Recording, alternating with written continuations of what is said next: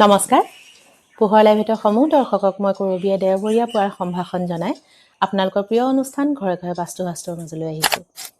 আপোনালোকৰ প্ৰশ্নসমূহ আমি লৈছোঁ আৰু প্ৰায় প্ৰতিটো খণ্ডতে আপোনালোকৰ প্ৰশ্নসমূহৰ উত্তৰ দিবলৈ আপোনালোকৰ প্ৰিয় বাস্তুবিদ সদায় আমাৰ মাজত আছে। আজিও তাৰ ব্যতিক্ৰম নহয়। প্ৰথমেই তেওঁক আমি স্বাগতম জনাই লওঁ। অৰ্পণ দা, প্ৰথমে অনুষ্ঠানৰ মাজলৈ আপোনাক সুপ্ৰভাত আৰু স্বাগতম জনাইছোঁ। অৰ্পণ দা, যিহেতু আমি প্ৰতিটো খণ্ডতে দৰ্শকসকলৰ বাবে নতুন নতুন আপোনাৰ অভিজ্ঞতাৰ বিষয়ে জনাবলৈ পাই আহিছোঁ বা আপুনি জনাই আহিছে তেওঁলোকক নতুন নতুন বিষয়ৰ ওপৰত এটা বিশেষ কথা আপুনি তেওঁলোকক জনাই আহিছে। আজি তেওঁলোকৰ বাবে আপুনি কি এনে বিশেষ কথা বা সমিধান লৈ আহিছে? আজি মই এটা বিষয় আপোনালোকক ক'ব বিচাৰিছোঁ। সেইটো হ'ল, মই এঘৰ মানুহ গৈছিলোঁ, মানুহ ঘৰৰ দুজন ল'ৰা আছিল। মোক যেতিয়া মাতিছিল তেওঁলোকৰ প্ৰব্লেমকেইটা আছিল যে তেওঁলোকৰ সৰু ল'ৰাটো এটা সাংঘাতিক ডাঙৰ এক্সিডেণ্ট হ'ল আৰু ডাঙৰ ল'ৰাজনে চাকৰি পোৱা নাই, পঢ়া শুনা হৈ গ'ল, চাকৰি পোৱা নাই।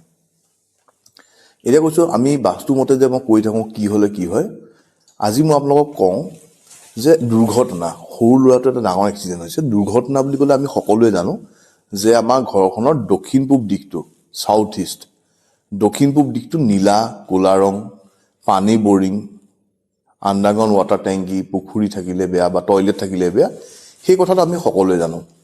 কিন্তু দুৰ্ঘটনা হোৱাৰ কাৰণ আৰু হ'ব পাৰে, যেনেকৈ এটা ফিক্স নহয় যে এইটো কাৰণে দুৰ্ঘটনা হ'ব। প্ৰথম কথাটো হ'ল, দুৰ্ঘটনা হ'ব পাৰে আমাৰ এষ্ট্ৰলজি চাৰ্টখনত যদি আমাৰ গ্ৰহ নক্ষত্ৰ বেয়া হয়, সেইটো হ'লে সৰু সুৰা দুৰ্ঘটনা হৈ যাব। কিন্তু বাস্তু দোষো যদি লগত থাকে তেতিয়া দুৰ্ঘটনাটো মেজৰ হৈ যোৱা দেখা যায়, সম্ভাৱনাটো বাঢ়ি যায়। এতিয়া মোক যেতিয়া তেওঁলোকৰ ঘৰলৈ মাতিলে, আমি প্ৰথমতে গৈ ঘৰখন আমি জোখমাকৈ গ্ৰাফত আঁকি পেলাই স্কেল বহাওঁ, চেণ্টাৰ মধ্যস্থানটো উলিয়াই পেলাই। তেতিয়া মই দেখিলোঁ তেওঁলোকৰ যে দক্ষিণ পূব দিশটোত তেওঁলোকৰ পাকঘৰ আছে আৰু পাকঘৰত কোনো নীলা ক'লা নাই। তাৰমানে দক্ষিণ পূব দিশটো, অগ্নিৰ দিশটো তেওঁলোকৰ একদম সঠিক দিশত আছে আৰু তাত থাকিলে এক্সিডেণ্টৰ কোনো চান্সেই নাই। তেতিয়া মই ভাবিছোঁ কিয় এক্সিডেণ্টটো হ'ব পাৰে। তাৰপৰা মই ভাবিলোঁ তেওঁ এষ্ট্ৰলজি চাৰ্টখন মই চাম। কিন্তু মই ভাবিলোঁ যে যিহেতুকে দক্ষিণ পূব দিশটোত তেওঁলোকৰ একো বাস্তু দোষ নাই, ইমান এটা ডাঙৰ মেজৰ এক্সিডেণ্ট কেনেকৈ হ'ব পাৰিলে।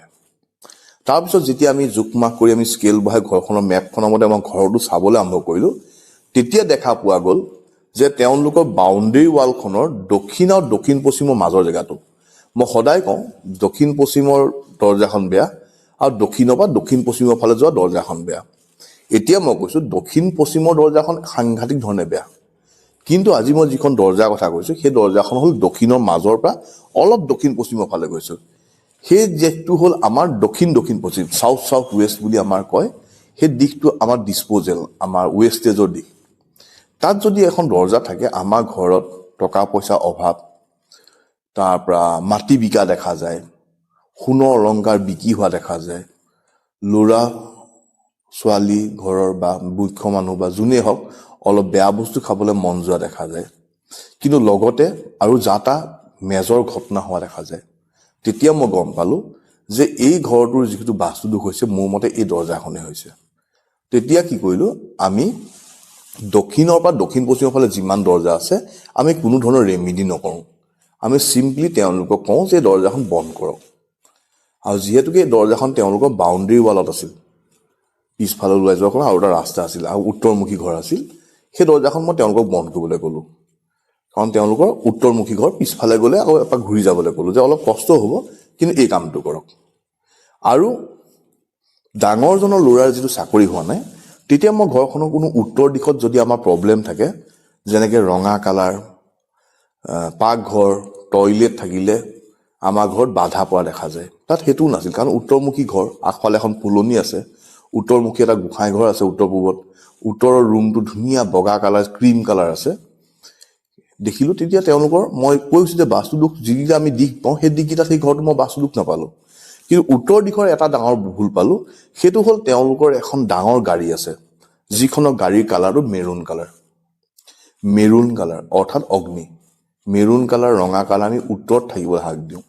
তেতিয়া মই তেওঁলোকক ক'লোঁ যে আপোনালোকে এই গাড়ীখন, যিহেতুকে তেওঁলোকৰ কম্পাউণ্ডটো ডাঙৰ আছিল আৰু আগফালে এখন শ্বেড আছিল য'ত গাড়ীখন থ'ব পাৰে, মই ক'লোঁ আপোনালোকে যদি ইয়াত গাড়ীখন থয় আপোনালোকে ঢাকি থ'ব লাগিব, নহ'বা গাড়ীখন বেলেগ এটা দিশত থ'ব লাগিব। তেতিয়া আমি গোটেই ঘৰ বহি ডিচিশ্যন ল'লোঁ যে গাড়ীখন আমি পশ্চিমৰ ফালে বা পূবৰ ফালে যিটো জেগা আছে তাত এটা সৰু চালি গেৰেজ বনাই আমি ছাইড কৰিম। সেইকেইটা কৰাৰ পিছত 3-4 মাহ 6 মাহ মই আকৌ তেওঁলোকৰ ঘৰত এবাৰ গৈছিলোঁ। তেওঁলোকে মোক খুব ভাল কণ্টেক্টত ৰাখিলে। ল'ৰাজনে চাকৰি কৰা নহ'ল, ল'ৰাজনে এটা সাংঘাতিক ধুনীয়া ব্যৱসায় আৰম্ভ কৰিলে।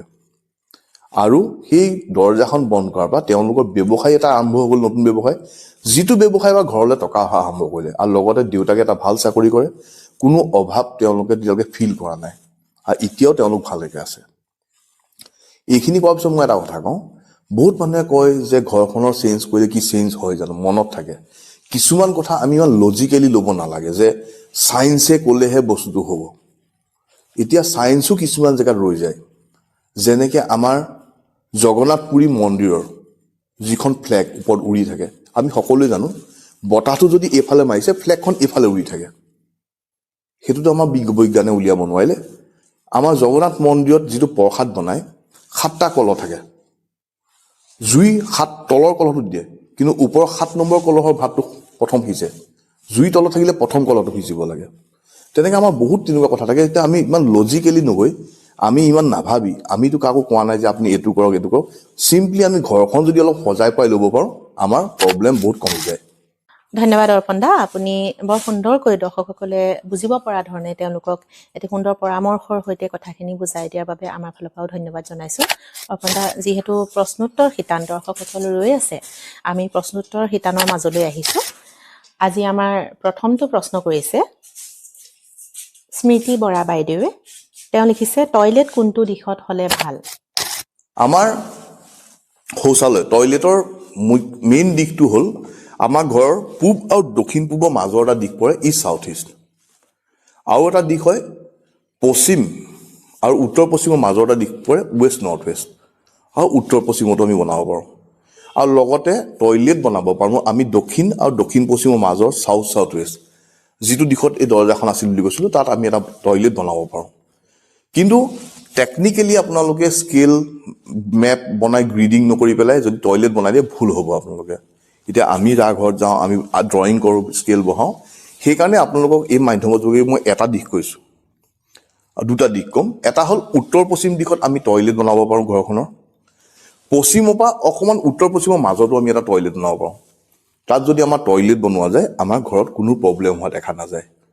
সেইকাৰণে আপোনালোকে যদি কোনো এজন বাস্তুবিদ নমনাকে টয়লেট ছেপ্টিক টেংক বনাব খোজে, তেতিয়া পশ্চিম দিশটো বাদ দি উত্তৰ পশ্চিম আৰু উত্তৰ পশ্চিমৰ পৰা অকণমান পশ্চিমৰ ফালে বনাব পাৰে। এইবাৰ আহোঁ দ্বিতীয়টো প্ৰশ্নলৈ। দ্বিতীয়টো প্ৰশ্ন কৰিছে দীপুল কলিতাই। লিখিছে, পূব দক্ষিণ কোণত পায়খানা আছে আৰু দক্ষিণ পশ্চিম দিশত পাকঘৰ আছে, কিবা অসুবিধা হ'ব নেকি জনাবচোন। এতিয়া মই কওঁ, দক্ষিণ পূব দিশটোত যিটো আপোনালোকৰ টয়লেট আছে, তাত টয়লেট থাকিলে অলপ প্ৰব্লেম দিয়া দেখা যায়। কিন্তু কেতিয়াবা কি হয়, আমি গ্ৰিডিং স্কেল নবহাই চালামি, মই আগতেও কৈছোঁ যে প্ৰশ্নটো যে পূব আৰু দক্ষিণ পূবৰ মাজত আমাৰ টয়লেট বহে। যদি সেই দিশটোত আপোনালোকৰ উত্তৰটো অকণ বেকা হৈ আছে, তেতিয়া দক্ষিণ পূব দিশটো বেকা হৈ থাকিব। তেতিয়া আপোনালোকৰ সঠিক দিশ হ'ব পাৰে। সেইকাৰণে কোনোবা এজন মাতি পেলাই চোৱাই ল'ব। নহ'লেও আপোনালোকে এটা সৰু কাম কৰিব পাৰে, দক্ষিণ পূবৰ টয়লেটৰ উপায়টো কৈছোঁ। সেইটো হ'ল আপোনালোকে টয়লেট চিটটো চাৰিওফালে ৰঙা টেপ লগাব পাৰে, বা ফ্ল'ৰত মৰা কালাৰ কিনিবলৈ পায়, যিটো মাৰি দিলে টেপটো এৰাই যায়। 4 ইঞ্চি বহলকৈ টয়লেট চিটটো চাৰিওফালে এটা বাউণ্ডেৰী বনাই দিব পাৰে ৰঙা কালাৰ। আৰু লগতে দক্ষিণ পশ্চিমত আপোনালোকৰ যিটো পাকঘৰ আছে, পাকঘৰৰ কালাৰটো আপোনালোকে লাইট য়েল্ল' কালাৰ কৰক, আৰু গেছৰ তলত হালধীয়া টাইলছ কৰক। তেতিয়া আপোনালোকৰ ঘৰখনৰ দুটা দিশ, যিকেইটা দুখত আপোনালোকৰ বাস্তু দুখ আছে বুলি ক'লে, সেইকেইটা ঠিক হৈ যাব। হয় অৰ্পণ দা, আজি আহোঁ তৃতীয়টো প্ৰশ্নলৈ। লিখিছে তৰুলতা মহন্ত দাস বাইদেৱে। ভাল লাগিল অনুষ্ঠানটো। উত্তৰ পশ্চিমে থকা লিফ্টৰ চাৰিওফালে ক'লা ৰঙৰ গ্ৰেনাইট লগাব পাৰিনে? কি ৰঙৰ লগালে ভাল হ'ব জনাব বুলি আশা কৰিলোঁ। উত্তৰ পশ্চিমৰ লিফ্টৰ চাৰিওফালে ক'লা ৰঙৰ গ্ৰেনাইট আপোনালোকে লগাব পাৰিব, তাত কোনো প্ৰব্লেম নাই। খালি মন কৰিব, লিফ্টৰ দৰ্জা আৰু মুখ্য দৰ্জাখন মুখামুখি হ'ব নালাগে। সেইটো হ'লে অলপ প্ৰব্লেম দিয়া দেখা যায়, দুৱাৰ ভেদ বুলি কয়, হৈ যায়। কিন্তু আপুনি উত্তৰ পশ্চিমৰ লিফ্টত আপোনালোকে ক'লা গ্ৰেনাইট লগাব পাৰিব। হয়, এইবাৰ আহোঁ চতুৰ্থ প্ৰশ্নটোলৈ। লিখিছে জুলি দত্ত বাইদেৱে। তেওঁ লিখিছে, ক'লা টাইলছৰ ওপৰত হালধীয়া ৰং লগাব পাৰিনে নোৱাৰি? ক'লা টাইলছৰ ওপৰত হালধীয়া ৰং লগালে নহ'ব। যদি আপোনালোকে দক্ষিণ পূবত পাকঘৰ আছে, যদি তাত আপোনাৰ ক'লা টাইলছ আছে, তেতিয়া আপোনালোকে তাত হালধীয়া টাইলছ পাৰিলে নহ'ব, গোটেই টাইলছখন বদলাই হালধীয়া কৰিব লাগিব। কিন্তু উত্তৰৰ পাকঘৰৰ ঘৰৰ উত্তৰ দিশৰ পাকঘৰত যদি ক'লা টাইলছ আছে তেতিয়া গেছৰ তলত অকল সেউজীয়া টাইলছ পাৰিলে কাম দিব। কিন্তু দক্ষিণ পূবতো যদি ক'লা টাইলছ আছে তেতিয়া আপোনালোকে অকল সেউজীয়া টাইলছখন পাৰিলে নহ'ব, তেতিয়া টাইলছটো সলাব লাগিব। অকল উত্তৰ পূবতহে ক'লা টাইলছৰ ওপৰত সেউজীয়া টাইলছ লগালে কাম দিয়ে, বাকী দক্ষিণ পশ্চিম উত্তৰ মানে দক্ষিণ পূব সেইবোৰত আমাৰ টাইলছখন বদলাবলগীয়া হয়। ধন্যবাদ জনাইছোঁ অৰ্পণ দা দৰ্শকসকলৰ প্ৰশ্নসমূহৰ উত্তৰ দিয়াৰ বাবে। আজি আমাৰ অনুষ্ঠানৰ শেষৰটো প্ৰশ্ন লৈ আহিছোঁ। লিখিছে ভিগু ফুকনে। তেওঁ লিখিছে, আমাৰ দক্ষিণ পশ্চিম কোণত দক্ষিণৰ ফালে ঢেঁকী আছে, ভালনে বেয়া জনাবচোন। দক্ষিণ পশ্চিম দিশটো আমাৰ ষ্টেবিলিটি দিশ, আৰু দক্ষিণ পশ্চিম দিশটোত আমাৰ ৱেট থাকিব লাগে। আৰু ঢেঁকীটো হ'ল আমাৰ ঘৰৰ এটা হেভি বস্তু, ৱেটৰ বস্তু। তাত যদি দক্ষিণ পশ্চিমত আমাৰ ঢেঁকী থাকে খুবেই ভাল। এতিয়া আমি টাউনত থাকোঁ বা এনেকৈ মোৰ গাঁৱৰ জেগাই বা তথাপিও আমাৰ ঘৰত ঢেঁকী নাই। মোৰ ঘৰত যদি এটা ঢেঁকী থাকিলেহেঁতেন মই দক্ষিণ পশ্চিমতে ৰাখিলোহেঁতেন। খুব ভাল দিশত আছে আপোনাৰ ঢেঁকীটো। ধন্যবাদ অৰ্পণ দা আমাৰ দৰ্শকসকলৰ প্ৰশ্নসমূহৰ উত্তৰসমূহ দিয়াৰ বাবে, তেওঁলোকক ইমান সুন্দৰকৈ সহজকৈ সমিধানসমূহ দিয়াৰ বাবে। আৰু যিসকল দৰ্শকে চাই আছে তেওঁলোকেও এই প্ৰশ্নসমূহৰ যোগেদি নিজৰ যদি কিবা জানিবলগীয়া বা সুধিবলগীয়া আছে সেইসমূহৰো নিশ্চয় উত্তৰ পাইছে। আৰু যদি নিজস্বকৈ কিবা তেওঁলোকৰ আৰু জানিবলগীয়া থাকে বা বেলেগ ধৰণৰ প্ৰশ্ন থাকে তেওঁলোকে আমালৈ লিখি ৰাখিব পাৰিব, আৰু আমি যিমান দূৰ পাৰোঁ সময়ৰ প্ৰতি লক্ষ্য ৰাখি সেই প্ৰশ্নসমূহ ল'বলৈ চেষ্টা কৰিম। মাথো আপোনালোকে চাই থাকিব আপোনালোকৰ ঘৰে ঘৰে বাস্তুশাস্ত্ৰ। অৰ্পণ দা আজিলৈ আহোঁ, আন এটি খণ্ডত পুনৰবাৰ লগ পাম দৰ্শকসকলৰ প্ৰশ্ন সমিধানৰ সৈতে। প্ৰিয় দৰ্শক, আপোনালোকে চাই থাকিব আপোনালোকৰ প্ৰিয় চেনেল পোহৰ লাইভে। তেতিয়ালৈকে আজিলৈ আহোঁ, ধন্যবাদ। যোৰহাটৰ JB ৰোডত অৱস্থিত জ্যোতিষ্মান ড্ৰাগছ।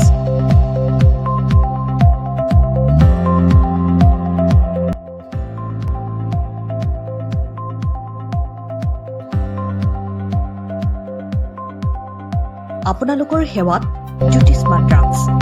আমাৰ ইয়াত শিশুসকলৰ লগতে প্ৰাপ্তবয়স্ক পুৰুষ মহিলাসকলৰ বিভিন্ন ৰোগৰ ঔষধ উপলব্ধ। পুৱা 9 বজাৰ পৰা নিশা 10 বজালৈ খোলা থকাৰ লগতে বিভিন্ন ঔষধ ৰেহাই মূল্যত উপলব্ধৰ ব্যৱস্থা।